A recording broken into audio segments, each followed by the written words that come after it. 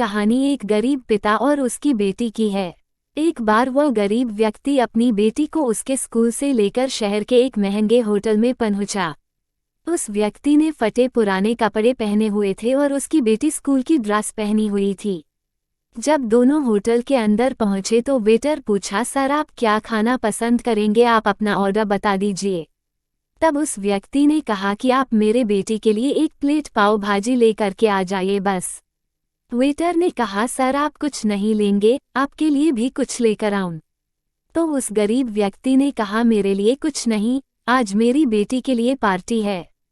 मैंने इससे वादा किया था कि अगर तुम इस जिले में 10वीं क्लास में टॉप करोगी तो तुम्हें मैं सबसे महंगे होटल में पार्टी दूंगा, तो आप सिर्फ मेरे बेटी के लिए पाव भाजी ले आइए। वेटर ये बात सुनते ही दौड़कर अपने मालिक के पास गया और बोला कि सर आपसे एक छोटी सी विनती है कि आप मेरे सैलरी से पैसा काट लीजिएगा, लेकिन आज मैं चाहता हूं कि उस बच्ची के साथ उसके पिता को भी एक प्लेट पाव भाजी खिलाया जाए, क्योंकि उस बच्ची ने पूरे जिले में 10वीं क्लास में टॉप किया है। वो गरीब पिता है, ज़्यादा पैसे नहीं होंगे, इसलिए कह रहा है सिर्फ बच्ची के लिए पाव भाजी ले आओ।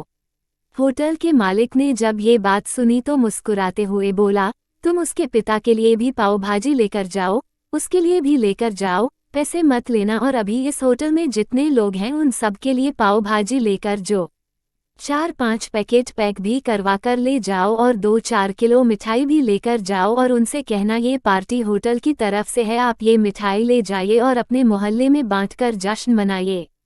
जब वेटर ने 2 प्लेट पाव भाजी लेकर आया तो वह व्यक्ति चौंक गया और बोला, मैंने तो एक ही मंगाई थी, मेरे पास पैसे नहीं है।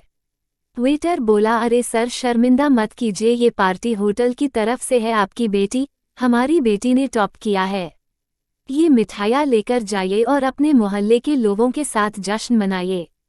पिता और बेटी खुश हो गए और चले गए। कई साल बीत गए। उस गरीब पिता की लड़की अब यूपीएससी पास करके कलेक्टर बन चुकी थी और इत्तेफाक से उसी शहर में उसकी पोस्टिंग हुई थी। उस लड़की ने उस होटल में सूचना पहुंचा दी कि मैं उस होटल में लंच करने के लिए आ रही हूँ। होटल के मालिक ने जब ये सुना तो होटल को पूरी तरह से सजावा दिया।